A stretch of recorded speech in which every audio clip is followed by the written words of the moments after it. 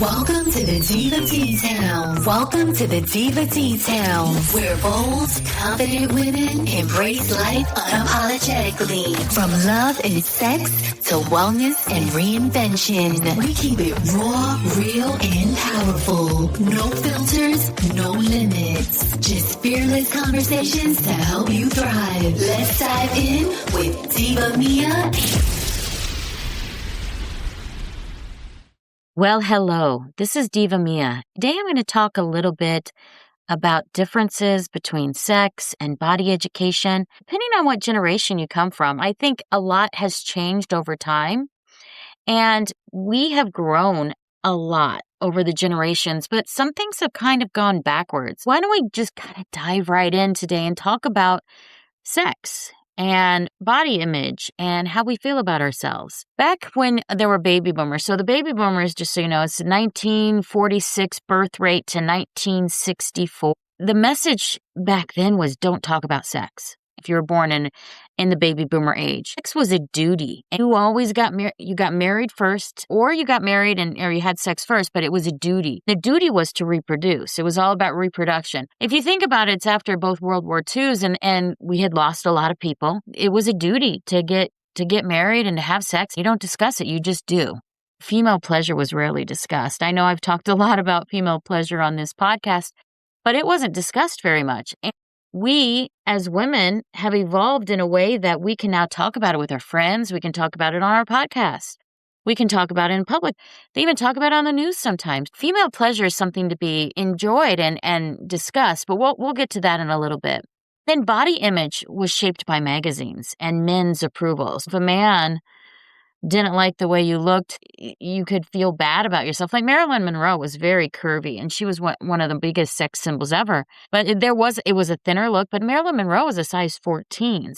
It's amazing how things have evolved over time, but body image was completely determined by men. Now, I think women have more of a say in body image, but there's still a big male component there. But boomer women were taught to be chosen and not to choose. They were taught that they had to look a certain way, act a certain way in order to be chosen. It was a very superficial thing to do at the time because all they wanted was to get married. That was their duty. And then Generation X came along, and that's my generation, 1965 to 1980. And my generation was told to be sexy, but not too much. This was also the rise of porn because of technology and MTV, and there were supermodels everywhere. We would look at Teen and Vogue and all the different magazines, and sex became visual before emotional. Sex it opened the door for more of a promiscuous type of sexual experience for a lot of people. It was a conflicting message because we were very independent people, but we were trying to be independent as well as being desirable. We learned how to have sex a lot of times from the movies, but not from mentors because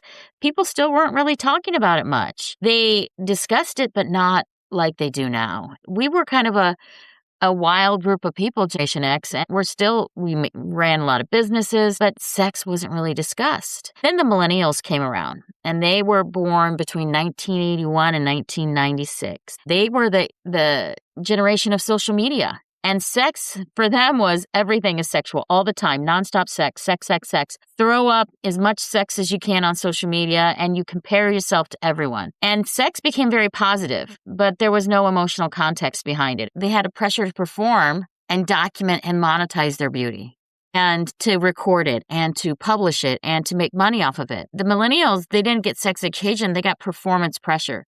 So we had a little bit more sex education, but the Millennials, they didn't. They just kind of got thrown out there from a younger age, too. So they evolved, and then came 1997 to 2012, and that's Generation Z. Generation Z is a lot of the teenagers these days, and their message is to identify first and have intimacy later. They're more open, but they also have a lot of anxiety. I know my son said he was nervous about kissing a girl because he didn't want to get accused of sexual assault. It's a generation of crazy wokeness, the Gen Z, where the wokeness came about during the millennial timeframe, but they have really put pressure on Gen Zers. I feel sorry for them. They're not into sex. They have less sex, but they label everything. Everything has a category or a label. Their labels have really trickled over to society as a whole. But they are anxious about sex. A lot of them haven't even kissed people by the time they're teenagers. It's open about it, but they will not move forward. That's why you'll see teenagers sitting on the couch next to each other, texting each other. There's more information, but the confidence is not there for the generation Z. It's sad because they know everything about sex. They make comments, they make jokes about it, but they don't know how it feels because they're told to be very cautious about anything related to sex. They've been over-sexualized visually, but they've been understimulated physically. That's the Generation Z. It's interesting how it's starting to evolve because some of these people are 20 years old now and are about to be 20 years old, and they are having issues related to sex. It makes you kind of wonder what will happen with the procreation of the species. But what we were never taught is that across generations, these truths were missed. And they were missing across all generations because no one ever taught us that desire changes across a lifetime. It changes as you age. What happens when you're a teenager is not the same as what happens when you're an older adult. The pleasure that you learn over time, it's not automatic. When you're in a relationship or when you have sex, it's going to be the same your entire life. And it's not. That pleasure is learned over time. As you get more and more experience, you learn more about your body. As your body ages, you can also become more sensual and more sexual. You can have better orgasms. The orgasms I will say that I have in my 50s are way better than I had in my 20s. So the orgasms can be more explosive.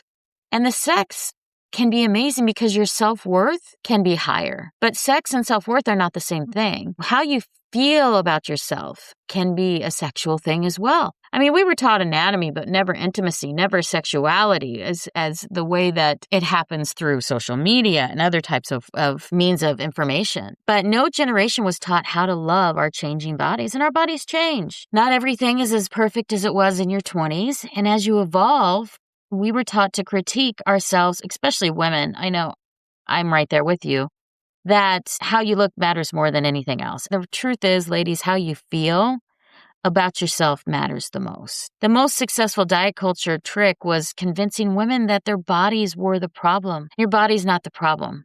Your confidence, maybe, your sensuality, your desires, your needs, feeling comfortable with who you are because this is your body and you should truly love it, no matter how it looks. Social media has changed everything. I think that you should love your body no matter how it looks, but you should always still strive for health. Health is always the most important. Without health, you don't have anything, as they say. You have a million problems until you get sick and then you only have one. So health is a huge thing to focus on when you're thinking about your body image. Social media, though, has changed everything. We are constantly comparing ourselves to, AI models now. Before we were comparing ourselves to 20-year-olds. Now we're comparing ourselves to perfected AI models that aren't even proportionally accurate. And so now beauty's become an algorithm driven, not just by influencers, but by artificial intelligence. It's only going to get more and more because sexual confidence has now become performative. If you don't have the sexual confidence, people are making AI models that do. These AI models are exciting to people because they're nervous to interact with real people. So the AI models are taken up because there's so many people that don't even want to talk to real people.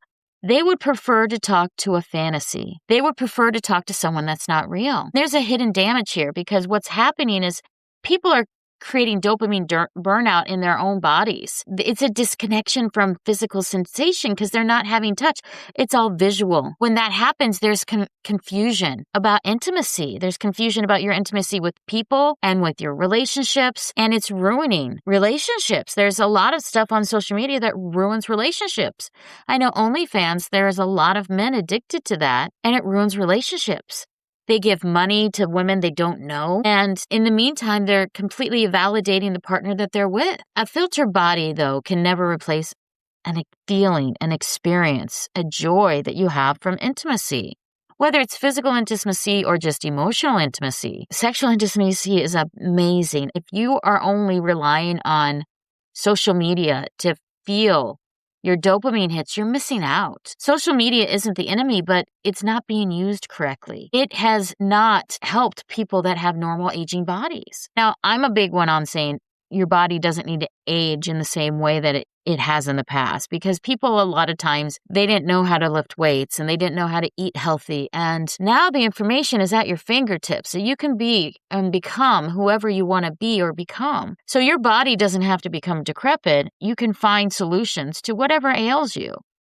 It just takes discipline and perseverance. And you need to create an honest conversation, not just with your partners, but also with yourself, and figure out exactly what you want and exactly what would make you feel more confident and more sexual and more intimate with your partner. Find out what makes you feel comfortable and what doesn't.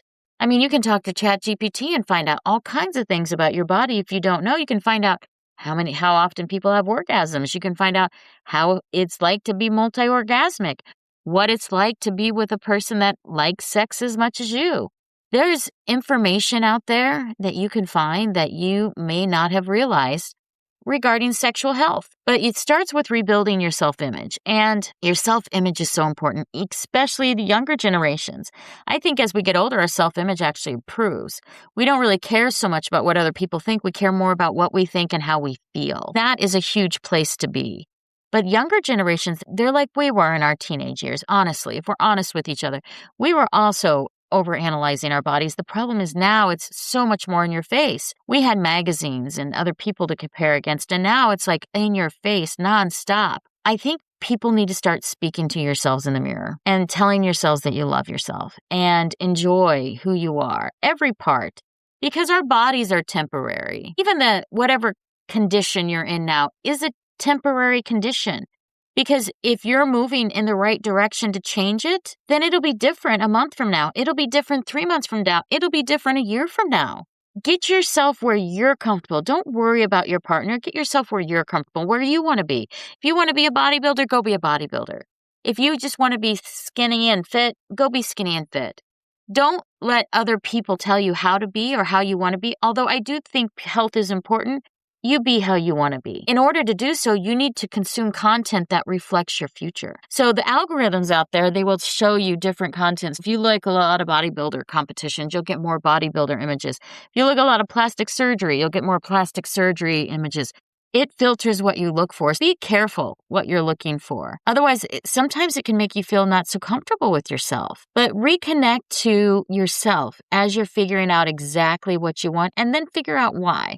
Why do you want to be a certain way? Why do you want to look a certain way? This is for your self-image. I think we also need to reconnect with our senses and the sensation of touch, the sensation of breathing, and even sleep and rest. I will tell you, sleep for me is like, when I can get great sleep, that's almost better than sex. I think it's amazing to get great sleep. Remember to rest and take care of yourself. And don't desire youth. I will tell you that there are so many women out there that are taking care of themselves now and into the future that look better than a lot of 20-year-olds out there. They have just turned their bodies into powerhouses with proper diet, juicing, bodybuilding, proper supplementation. It's amazing to see their confidence, because confidence is learned. It's not aged out. You should be more confident as you grow than you were when you were younger. And you should model self-respect for younger generations. If you're confident, it's okay. It's admirable. And other generations will look up to you. What you tolerate teaches more than what you say. If you tolerate disrespect from other people,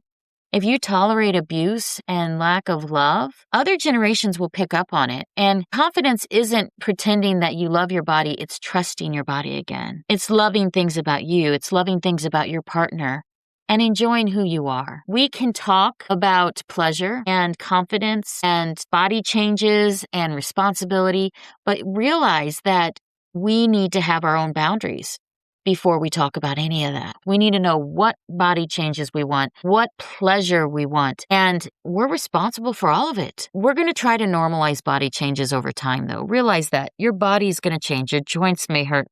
You might have some issues with some saggy skin here and there or some wrinkles. That's okay. There are things you can do to help with that. It's your choice whether you want to change things, though. You need to have your own boundaries set for exactly what you want in your life. Not just physically, but intimately with your body image, who you are as a person, how much disrespect you will allow, if any, in your life, how much you expect people to raise themselves up to your standard. If not, they're not in your life and not in your world. That's part of self-love, and that's part of self-respect. When you have self-love and self-respect about your body and about who you are as a person, the intimacy will become even better. As intimacy grows, your sexuality evolves, and it doesn't expire. I will tell you, ladies, as you get older, having multiple orgasms becomes easier and easier the more comfortable you are. The greatest sex education gift is teaching someone that you are allowed to feel safe in your body. You are allowed to feel comfortable in your body. Every generation, every person carries wounds, but we also carry wisdom in our body. Every wrinkle is a piece of wisdom. The goal isn't to be sexier than the next generation. It's to be more honest than the last and to be comfortable in our bodies. You can share this episode with your daughter because it's important to know that our bodies are beautiful, every single one of them. So what happens when we have relationships that aren't balancing us out? We may love different than they do, or we may have more confidence than they do. It causes a clash. Every generation didn't just learn sex differently. We learned relationships differently as well. So what our relationships are, it's based off of how we've learned differently. What one generation calls loyalty, another calls settling. So one generation will say, oh, you settled.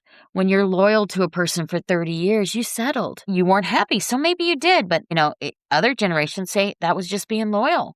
What one generation calls independence, another calls avoidance. So one generation say, I'm just an independent woman, where another generation can say, oh, you're just avoiding intimacy or you're avoiding getting married. So most relationships, conflict isn't personal, it's generational programming. So a lot of the things that we do in society is because of how we were raised and how the social environment. I know when I was growing up, the big thing was you needed to be married by the time you were 30 or you were going to be called a spinster. So everyone pushed people to get married and get into relationships by the time they were 30 because nobody wanted to be a spinster. It's kind of funny because now you see a bunch of movies of women in their 50s, which is my generation, which were the ones that rushed to get married. A lot of us are divorced or widowed or in unhappy marriages in their 50s, and because they got rushed and pushed into getting married. Now, there's so many different movies out where 50-year-olds are dating 20 and 30-year-olds. It's kind of interesting how the table has flipped, and it's women dating younger, not men. It's women dating younger. And women are really, Generation X, I will say, we are really coming into our sexual prime in our 50s. And it's interesting how even Hollywood has taken notice and rolled out movie after movie about older women dating younger men. Because remember, baby boomers, 1946, 64, they got married for security. They wanted commitment over compatibility. They just wanted the commitment. And in a relationship for them was more important than happiness. So the divorce rate was much lower as well. So they didn't really care. And their sex was private, rarely discussed. And I don't even know if their emotional needs were met. I think it was tolerated. Bad sex was tolerated in the boomers. They were taught to endure relationships, not examine them or not think about them or talk about them. Then Generation X came along and the women were independent in our relationships. Independence was essential because the women were working as much as the men. We didn't want to rely on a man too much or anyone else. So our love was more of a partnership. We wanted to find the right partner and not be rescued. We were kind of pushing back against the baby boomers. It was kind of a direct affront to the baby boomers, but we did not want to stay in relationships that were bad, although some of us did settle too because there was still a carryover with pushing women in their 30s into getting married. So sex and intimacy, we had sexual freedom. There was the era when women were burning their bras. I don't know if you remember that. But we had emotional caution. It was a little bit more cautious. We weren't just marrying the first man we saw. We wanted to find love. Sometimes we did, sometimes we didn't. But by the time we were 30, we were told we needed to get married too. But we love deeply. I will say that one of the things that we did as Generation X is we kept one foot out the door. We were willing to leave if we had to. Whereas if it was a baby boomer, they would stay until the day they died. It's kind of cute because you still see the baby boomers around. They're the old couple still holding hands. They're at the pizza joint or sitting in the swing or the rocking chairs rocking together. I don't know if they were super happy, but they seemed like it. So that was what everybody was aspiring to have. And in Generation X, we started getting divorced a lot. Millennials came around, and then their expectation was completely different than ours. So millennials, again, is 1981 to 1996. Their emotional availability is non-negotiable. It's all about their emotions. I mean, it's like a therapy session when you talk to a millennial. Love has to feel fulfilling and expressive. Millennials just really want to make sure that they feel deeply when they love someone. They have high expectations for communications. They're not going to settle. There's a lot of millennials never settled, and they'd rather be alone than in an unhappy marriage or an unhappy relationship. There's a lot more single millennials than there were Generation X. Sex and intimacy is positive. It's emotionally complex, and everybody talks about the feelings all the time. Even the men talk about their feelings. But desire has to be mixed, and it's about comparison. It's about happiness. It's about joy. But it's kind of exhausting because it causes a lot of anxiety because you're constantly comparing yourself to other people. Millennials, they want that soul deep love. They want that soul connection. They want their soulmate found, but they're terrified of choosing wrong. They always have this fear of missing out. The FOMO, where you find someone, they're really good, they're almost perfect, they're 90% there or 80% there, but they have a fear of missing out that they're choosing the wrong person. So millennials are constantly looking for someone else. Or they get into a relationship and they don't attend to it because they've got one foot out the door. They're looking around to see if there's something better. They can self-sabotage their own relationships. So when they self-sabotage their own relationships, they wonder why they're still unhappy because they were with somebody that could have been a great partner that they could have grown together with, but they self-sabotage because they have that fear of missing out. And then Generation Z is emotional safety first. If a guy makes a woman feel uncomfortable, she backs away and they don't talk anymore. I mean, this is the generation of ghosting. In fact, they've perfected the generation of ghosting. They identify with alignment before commitments. They say, are we aligned? This has trickled through all the generations. All these emotional, therapeutic, if you will, comments and ways to explain things have trickled all the way through. They're slower to commit than Generation X, but they're faster to exit too. They don't want to play around. If someone upsets them, they just leave. They're not willing a lot of times to work things out. They'll just leave. They're more into less sex, but more conversation. They like to talk it all out. They will talk. Now, for me, I'm not a big talker. I want to express my feelings, have a conversation, but then I try to let it go. Whereas they will talk it out until you've talked it to death. But less sex for Gen Z is big and more conversation. And then they label everything. This was this label, or this felt this way, or this had an emotional connection. But they crave connection, but they fear the emotional risk. They don't want to type their emotions because they've been so taught anxiety and fear of everything. Don't go outside because you might get hurt. Don't go play in the street because you might get hurt. Stay in the house. Whereas Generation X, we were the opposite. We were left outside to fend for ourselves. So Generation X was like, go for it. And now Generation Z is so scared because they haven't ever actually gone for it. They haven't tried new experiences. And when they run across new experiences, they're terrified of them. So when relationships are like this, you have to understand that you have to meet your expectations with reality. And if you are dating a younger person, whether you're a man or a woman, you need to understand what generation they come from because it can impact your relationship. Boomers want a provider. They want stability. They want respect through sacrifice. They'll sacrifice for the man, but they want respect. They're okay with emotional distance as long as they are provided for and they have stability. Whereas Generation X, we want equality.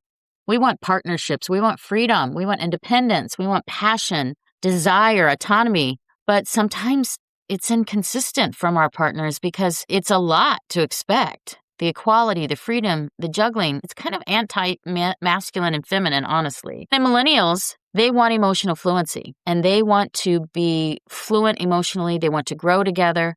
They want to have passion and validity. Millennials, they get burned out a lot because they are just constantly trying to keep up. Remember, if you're dating a millennial and you're in your 50s, it can be challenging. Then Generation Z, they're more about safety and alignment.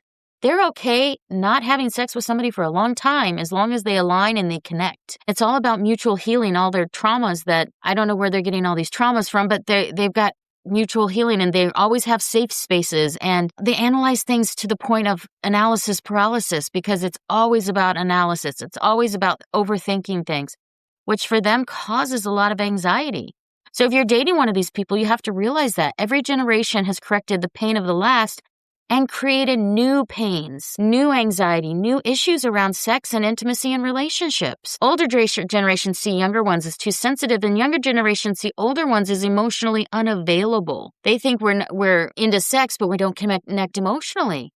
One values longevity and another values fulfillment. And I think I'm kind of caught in between the baby boomers and the Generation Z, where I want a long relationship, but I also want to be fulfilled. And staying together used to be the goal, but now it feels being seen as having a connection, having alignment, being happy is the goal, whoever you're with. I will say that through the generations, boomers divorced way later in life after they suffered. The women suffered a lot in the boomer generation. Generation X divorced once we got disillusioned. Maybe our partners cheated on us, or it just became completely miserable. And millennials, they just delay marriage or opt out altogether. They don't get married at all. And then Generation Z, they're still questioning the institution completely. So I don't even know where that's going to go. But millennials, they're delaying it if they get married at all. And divorce didn't rise because love failed. Expectations have completely changed. Social media has reshaped things as well. It's reshaped our relationships. We have constant comparison, unrealistic emotional standards, and instant access to little tolerance of other people. It hasn't really ruined relationships. It just raised expectations. Some teaching skills too. You can learn a lot about relationships on social media. But the swipe culture in dating apps has created endless choice. You may be with someone and then you're constantly fearing of missing out to look for someone else, and you lose out on a good one. So because there's less patience for repairing relationships and always going on to the next. There's more people exiting and fewer conversations to discuss things. We've never had more access to people, but the capacity for intimacy has also been decreased. So you need to look at your generational wiring and communicate your needs to your partner, and stop expecting everyone to know what you're expecting, because everybody's gone through decades of conditioning on how to behave. Choose curiosity in your relationships over criticism, and then redefine commitment as presence, not permanence. Redefine your commitment. Think about it. Are you present in your relationship? Because healthy love isn't about finding the right person in a generation. It's about unlearning the wrong rules for that generation. Realize your partner, it may not be perfect, because we come from imperfect models of love. We've inherited unfinished lessons throughout the generations, from generation to generation. So the opportunity is not to judge other generations, but to understand them, integrate the differences, integrate their wisdom, because every generation's got some really good ideas, because love has evolved, and so we must too. Learn what you can, grow into the best version of yourself. When you grow into the best version of yourself, physically, emotionally, sexually, you will find the best version of the person you're looking for. That best version of the person you're looking for may be phenomenal, because you've grown into the best version of you. That's what we're all looking for, is to get to the best version of us, to find the best partner that we can have for the rest of our lives. This is Diva Mia. I hope that you can find love. I hope that you can find happiness and joy in your relationships, in your sex, and in your self-confidence. I hope that dating after you're 50, 40, 50, 60 gets better as you get older. This is Diva Mia. Have a wonderful day. Take care. Thanks for tuning in. Like, subscribe, and drop a comment. We love hearing from you. Visit thedivadetails.com to connect. See you next week for more.